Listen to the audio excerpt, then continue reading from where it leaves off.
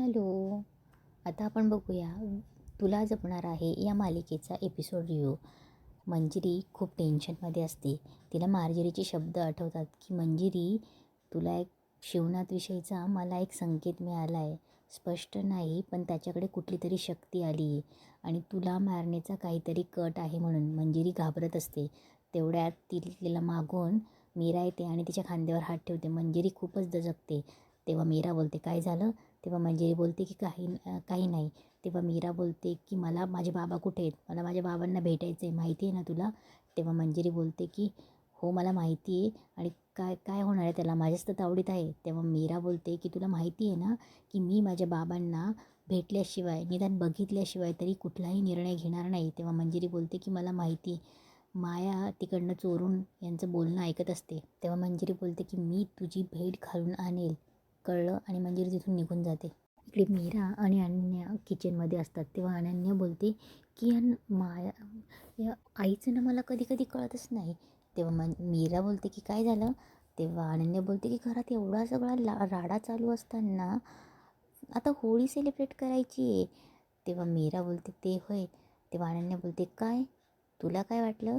तेव्हा मीरा बोलते की नाही, तेच ना, की इच्छा नसतानाही करावं लागणार आहे हे सगळं. आणि त्यात ही माया पण आली आहे. मला हे कळत नाही की ही माया अशी अचानक आली कशी? तेव्हा अनन्या बोलते की हो ना, ह्या मायाचं ना काहीतरी करावंच लागेल. तेव्हा मीराही बोलते हो ना, काहीतरी करावं लागेल. पण अनन्याताई, मी मी काय म्हणते, तुम्ही मायाला दूरच ठेवा, म्हणजे वेदापासून. तेव्हा अनन्या बोलते की तू टेन्शन नको घेऊ. वेदा माझ्या खोलीत असताना मायाला नो एंट्री. तेव्हा मीराही बोलते की हो, आम्ही पण तेच ठरवलं आहे. तेवढ्यात अनन्याला नर्मदाचा कॉल येतो. तेव्हा अनन्या बोलते की ही नर्मदा आत्या ना, हिचं काय करू मी? तेव्हा मीरा बोलते काय झालं? तेव्हा अनन्या बोलते की सकाळपासून किती वेळा मला विचारून झालं आहे की मायाची रूम डेकोरेट कर. का? तर तिची फर्स्ट नाईट आहे म्हणून. काय चाललं आहे हिचं? डोक्यात जायला लागलं आहे मला. बरं जाऊ दे, मी ना एकदा बोलून घेते तिच्याशी. तेव्हा अनन्या ती बोलायला निघून जाते. अनन्या गेल्यावर अंबिका लगेच मीराजवळ येते. अंबिका मीराला बोलते की मला तुझ्याशी बोलायचं आहे. तेव्हा मीरा काही तिच्याशी बोलत नाही. तेव्हा अंबिका बोलते की आता तुझ्या लक्षात आलं ना की तू आईंवरच उगाच संशय घेत होती अगं. सगळं जे काही करते ना ते माया आहे. तेव्हा मीरा बोलते असं नाही आहे ताई. तेव्हा अंबिका बोलते की तू बघितलं नाही ती असं अचानक लग्न करून घरात कशी आली? तेव्हा मीरा बोलते मला नाही माहिती. तेव्हा अंबिका बोलते की हे बघ मीरा, आपल्यात वाद असतीलही, पण हे बघ, तू टेन्शन नको घेऊ. मी इथे असताना वेदाच्या केसालाही कोणी धक्का लागू देणार नाही मी. कारण की ह्यावेळी मायासोबत नर्मदा आत्या, दामोदर काका आणि अजित सगळे सामील आहेत. तेव्हा मीराही तिला होला होकार पुरवते. इकडे अनन्या आणि नर्मदा खोली पूर्ण सजवून होते. तेव्हा नर्मदा बोलते की अनन्या, मला खूप आनंद वाटते. आता ही खोली आहे ना माया आणि अजितची असेल. म्हणजे आधी ही खोली मायाचीच होती, पण आता बघ ना, ती सून म्हणून ह्या घरात आली. मला तो खूप आनंद होतो आहे. तेव्हा अनन्या बोलते की आत्या, आता झालं असेल, खोली सजून झाली, मी जाते. तेव्हा आणि तुझ्या बोलण्याला काही जस्टिफिकेशन असू शकत नाही असं मला वाटतं. अनन्या जायला लागते. तेवढ्यात अजित बोलतो की खरं आहे. तेव्हा अजित आतमध्ये येतो खोलीमध्ये आणि बोलतो की तुम्हाला ना सुख कळत, तुम्हाला ना आमचे सुख बघवत नाही. तेव्हा अनन्या बोलते की तुमचं सुख कशात आहे ना हे तुम्हाला कळेल ना तेव्हा. तेव्हा अजित बोलतो की मॉम, तुला काय गरज होती हिला इथे बोलवायची? हे अनन्या, तू हे सगळं डेकोरेशन केलं ना त्याबद्दल थँक्स, पण आता इथे तुझी काहीच गरज नाही, निघ तू इथून. अजित असं बोलतो. तेवढ्यात दादासाहेब दरवाजात उभा असतात. तेव्हा अजित दादासाहेबांना बघून दचकतो. तेव्हा दादासाहेब बोलतात की नर्मदा. तेव्हा नर्मदा बोलते की दादा, हे बघ, आज माझ्यासाठी खूप मोठा दिवस आहे. माझी सून घरात आली आहे आणि प्लीज मला आता एवढ्या सगळ्यांमध्ये बिलकुलच मिठाचा खडा नको आहे, प्लीज. तेव्हा नर्मदा बोलते की हे बघ दादा, मला माहिती तुला माझ्याशी काय बोलायचं आहे, पण मी तुला सांगते ना, जर मायाने जर अंबिकाचा खून केला असेल आणि ती जर निर्दोष नसेल, तिच्यावर हा आरोप सिद्ध होईल ना, तर त्या क्षणी अजित मायाला डिवोर्स देईल. मग तर झालं. पण दादा, तोपर्यंत तरी तुझ्या या बहिणीला तिच्या सुख, तिच्या मुलाचा संसार थाटू दे, प्लीज. तेव्हा नर्मदा बोलते की मी हात जोडते तुझ्या पुढे. दादासाहेब तिथून चालले जातात. इकडे माया किचनमध्ये असते, पाणी पित असते आणि सगळं किचन न्याहाळत असते. तेवढ्यात मीरा तिच्या मागे येऊन उभे राहते. तेव्हा माया दचकते आणि बोलते कशी आहेस? आल्यापासून बोलणं झालंच नाही ना आपलं. तेव्हा मीरा बोलते म्हणूनच आली मी. तेव्हा मीरा बोलते की वेगळं असं बोलायला वेगळं असं काहीतरी असावं लागतं, आपल्यात तसं काहीच नाही आहे. तेव्हा माया बोलते की मला असं वाटलं होतं की आपण दोघं तरी एकमेकींना समजून घेऊ. तेव्हा मीरा बोलते तुला काय समजायचं आहे ते मी समजून घेतलं आहे. माया, तू या घरात कशासाठी आलीस त्याचा अंदाज आहे मला, पण मी तुला काहीही करू देणार नाही. तुझे सगळे डाव उधळून लावेल मी. तेव्हा माया बोलते डाव? तेव्हा मीरा बोलते हो, तुझ्यामुळेच शहाणी झाले आणि तुझ्याकडूनच शिकले. या घरात कोणाला त्रास द्यायचा प्रयत्न जरी केला ना तरी मी तुला सोडणार नाही. तेव्हा माया बोलते मीरा मीरा मीरा, इतकं साधं वाटतं का तुला सगळं? मी सुद्धा तुला कुठे सोडून जाणार नाही आहे. मी सुद्धा इथेच आहे या घरात तुझ्यासोबत. बघू तू कुठे जातेस, जिथे तू तिथे मी. तेव्हा माया हसते आणि जायला लागते आणि पुन्हा थांबून बोलते की मीरा.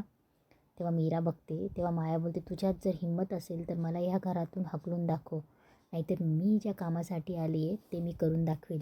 माया इकडे तिच्या खोलीत येते. सजावट बघून माया थक्क होते. माया ती सजावट बघतच असते. तेवढ्यात अजित येतो, दरवाजा बंद करतो आणि बोलतो सरप्राईज.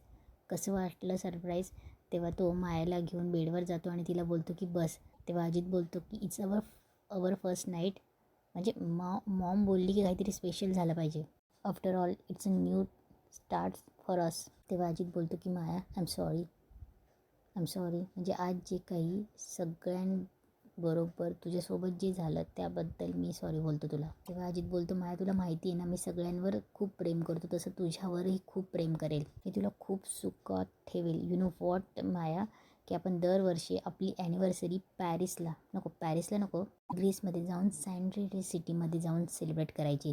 मागे व्हाईट हाऊस, समोर समुद्र आणि मध्ये आपण दोघं लव्ह बर्ड्स फोटो काढू, व्हिडिओ काढू आणि तुझा बड्डे आपण पॅरिसला सेलिब्रेट करूयात. फोटो आयडिया यार. म्हणजे आयफेल टॉवर आणि त्याच्यासमोर तू केक कट करतेस, मी गुलाब घेऊन गुडघ्यावर बसून पुन्हा एकदा तुला प्रपोज करतोय आणि तू मला हो म्हणते. हो रोमॅन्टिक. तेव्हा अजित बोलतो तू काळजी करू नको माया, मी तुला खूप सुखात ठेवेल. You just relax. तेव्हा अजित मायाचा हात हातात घेतो आणि बोलतो की इथून पुढे मी तुझी काळजी घेणार आहे माया, यू जस्ट रिलॅक्स. तेव्हा माया अजितच्या गालावर हात ठेवते आणि मायाच्या डोक्यात काय विचार चालू असतात माहीत नाही. माया अजितला जोरात ढकलते. अजित बेडच्या खाली पडतो. इकडे दुसऱ्या दिवशी सकाळी मंजिरी त्याच विचारांमध्ये असते की तिला शिवनाथबद्दल काही कळत नसतं आणि तिला तिचा मारण्याचा डाव आहे असं जेव्हा तिला मार्जरीकडनं कळतं तेव्हा मंजिरी त्याच टेन्शनमध्ये असते. तेवढ्यात दादासाहेब येतात, तिच्या खांद्यावर हात ठेवतात. मंजिरी दचकते. तेव्हा दादासाहेब बोलतात की बस बस बस, एवढी दचकलीस का? कसला विचार करत होती? मायाचा विचार करते. ह्या घरात आजकाल सगळे तोच विचार करताय. इकडे मीरा आणि अथर्व येतो. तेव्हा दादासाहेब बोलतात की बरं झालं तुम्ही दोघं आलात, बसा मला तुमच्याशी बोलायचं आहे तुमच्या तिघांशी. घरातलं वातावरण सध्या डिस्टर्ब आहे आणि या अशा वातावरणात होळी साजरी करायची म्हणजे. तेवढ्यात मंजिरी बोलते अहो असं कसं, घरातले सणवार हे झालेच पाहिजे, मी आजपर्यंत एकही सणवार चुकू दिला नाही.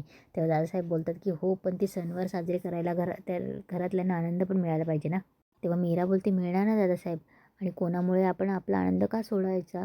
सणामुळे आनंदी वातावरण तयार होईल आणि माया घरात आली म्हणून आपण सण साजरा करणं सोडलं तर मायाला जिंकण्यासारखंच वाटेल. तेव्हा दादासाहेब बोलतात की हो, नर्मदाने तर स्वतःच्या पायावर कुऱ्हाडच मारून घेतली. मला म्हणाली की मायाचा गुन्हा सिद्ध झाल्यावर अजित तिला डिवोर्स देईल म्हणून.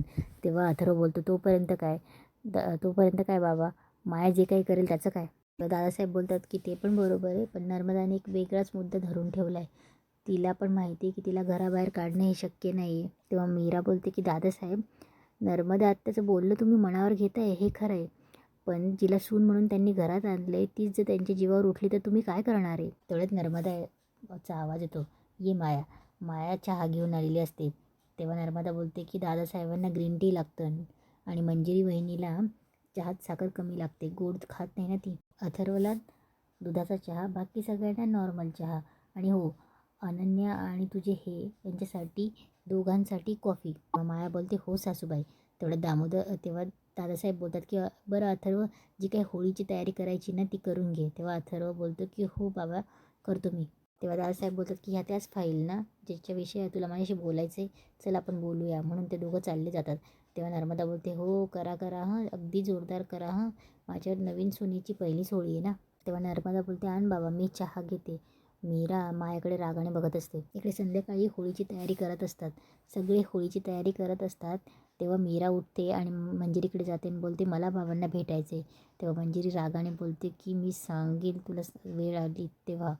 तेवढ्यात मग अंबिका बघते. अंबिकालाच वाटत असते काय चाललं आहे. अंबिका येऊन उभी राहते. तेव्हा मंजिरी पटकन टॉपिक चेंज करते आणि बोलते की होळीत नारळ कधी टाकायचं आहे ते. तेव्हा मंजिरी बोलते, अनन्या चल पूजेचं ताट घेऊन येऊ आपण. तेव्हा अनन्या आणि मंजिरी जायला लागतात. तेवढ्यात अजित, त्याचं कुटुंब, माया सगळे तिकडनं येत असतात. तेव्हा सगळे पुढे गेल्यावर अनन्याला मंजिरी बोलते की तू पुढे हो, मी आलेच. सगळे पुढे गेल्यावर मंजिरी मायाचा हात पकडते आणि बोलते, ह्या मूर्खाशी लग्न केलंस तू, एवढा मोठा घाट घातलास कशासाठी? माझ्यावर सूड घेण्यासाठी. तेव्हा माया बोलते, नियती सूड घेईलच, सूर्य उगवेल, मावळेल आणि दैत्याचा नाश होईल. आणि इथेच आजचा एपिसोड संपतो.